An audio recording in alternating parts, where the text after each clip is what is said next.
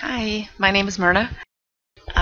Today we're going to talk about copyright, and we're going to talk about copycats, copyright, lies, and subtlety. How's that? I don't know what I'm going to name this video, but I will think of it after I'm done. So anyway, I want to tell you a little bit about what happened to me in about the year 2009, 2010. I sat back and I said, who's King James? Who does he think he is, to be writing a book, a Bible, and putting his name on it?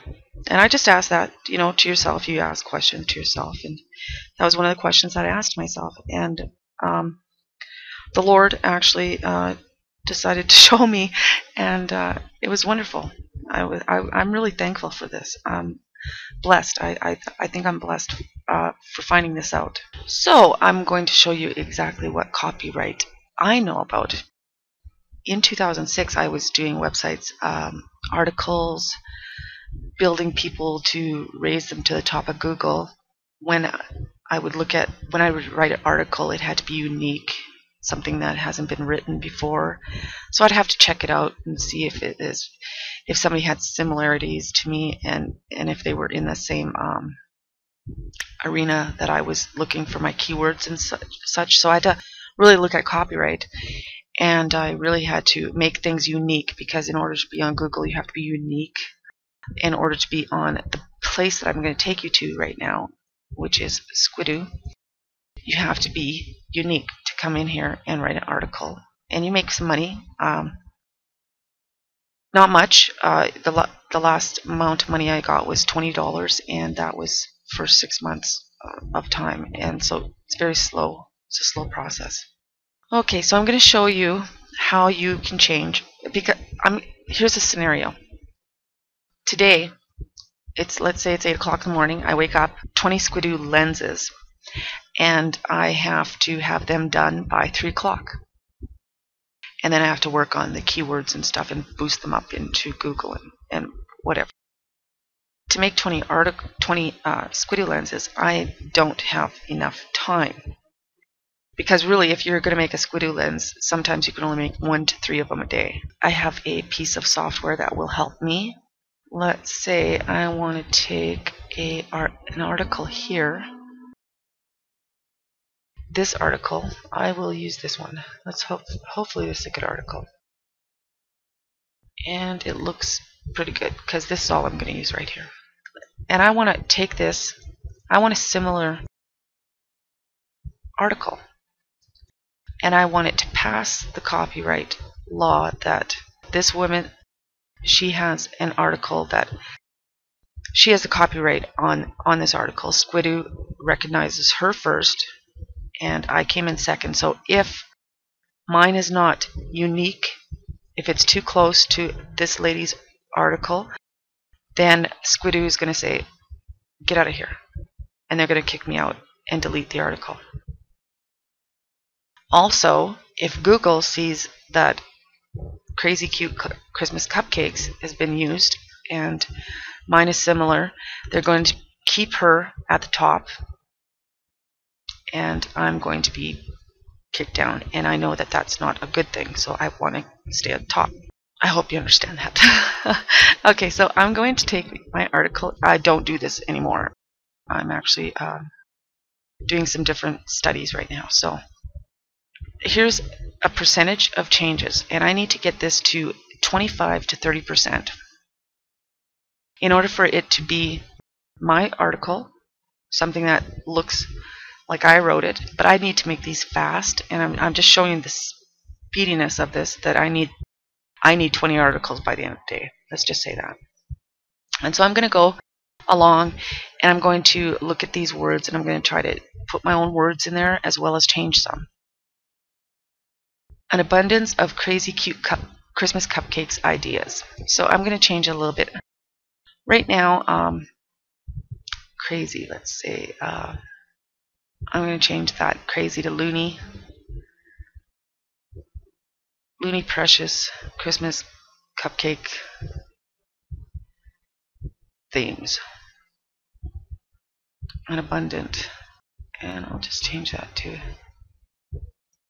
huge amount. So you can see what I'm doing. I'm just changing a few things to help me, and you can see that the percentages are changing. Up here I'm already at 7%. So I'm going to pause right now. Okay, back to my changing of this. I've changed it to 32%. So that's over the amount I needed. So what I could do with this article now is I could take this article and I could put it into another Squidoo lens. I could actually take this and use it as part of a book and put it into Amazon. It won't be plagiarized. That's how you change things to make it your own. That's how you change. I hope you understand what I was showing you here. Now that you know that you need around 30% to change a Squidoo lens, it goes for many things. One thing, we're going to start off with the New King James Version. And we're going to look at their copyright. And the publisher is Thomas Nelson Inc. And they have copyright on it.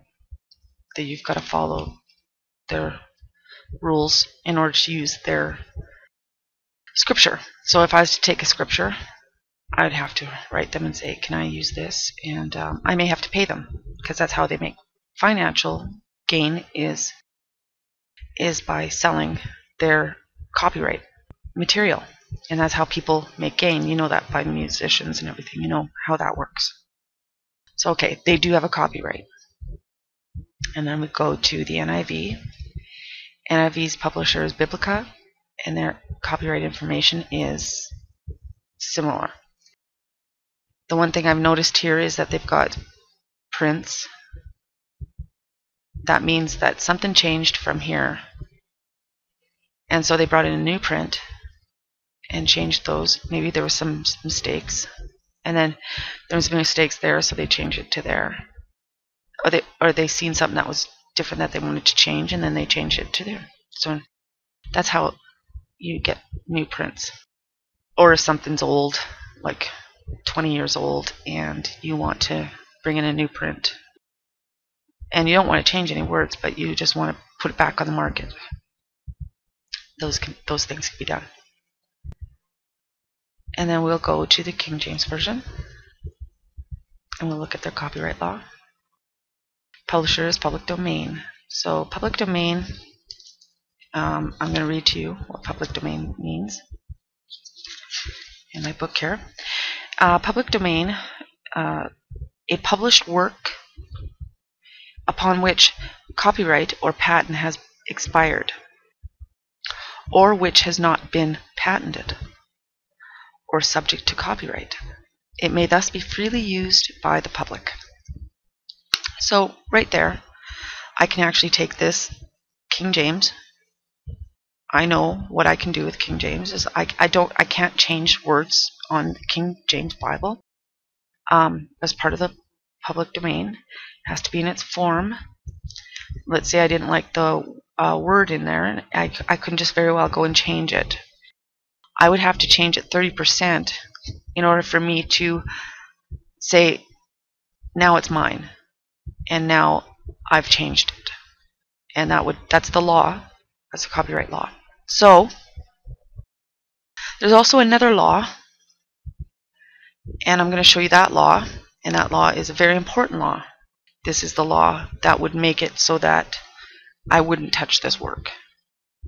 And let's go look at that law. Let's go to Revelations, the last book in the Bible, Revelations, and we're going to go to chapter 22. Almost the very last words here. So we're going to look and see what it says here. In chapter 22 of Revelations, verse 18. For I testify unto every man that heareth the words of this prophecy, of the prophecy of this book. If any man shall add unto these things, God shall add unto him the plagues that are written in this book.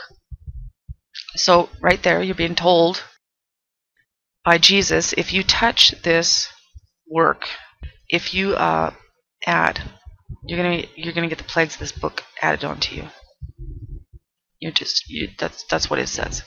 That's the first warning. Second warning is if any man shall take away from the words of this book, this prophecy, God shall take away his part out of the book of life, and out of the holy city, and from the things which are written in this book. So there's the next warning.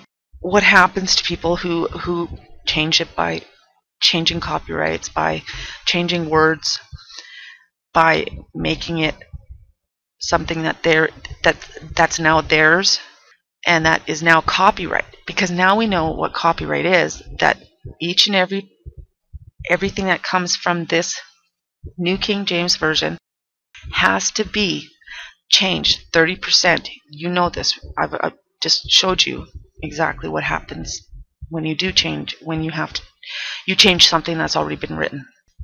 That's what they've done in both the New King James, the NIV.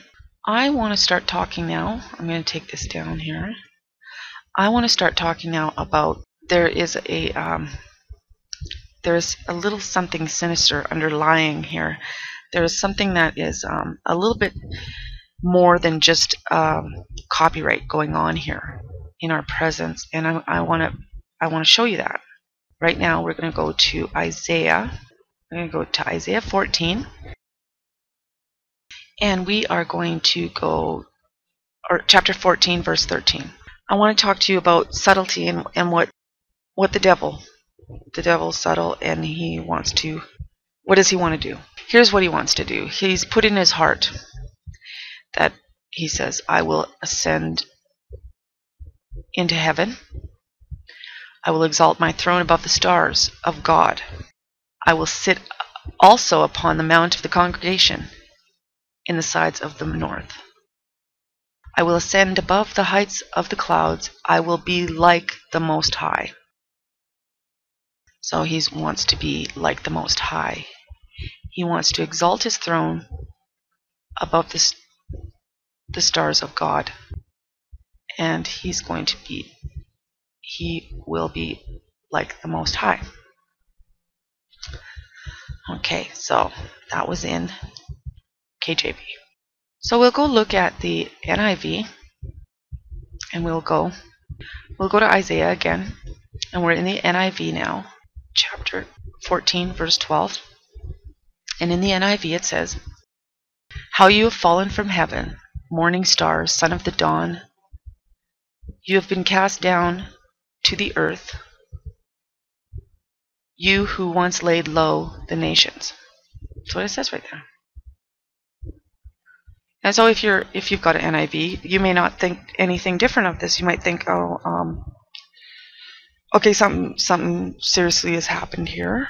What is it? You might not actually know, but you might know. Let's go look at what King James says. We'll stay in. We're in chapter 14. Let's go up a couple of verses right to here. How art thou fallen from heaven, O Lucifer? So remember, in the NIV, they said it was the morning star. In the King James, it says, O Lucifer, son of the morning, how art thou cast down to the ground, which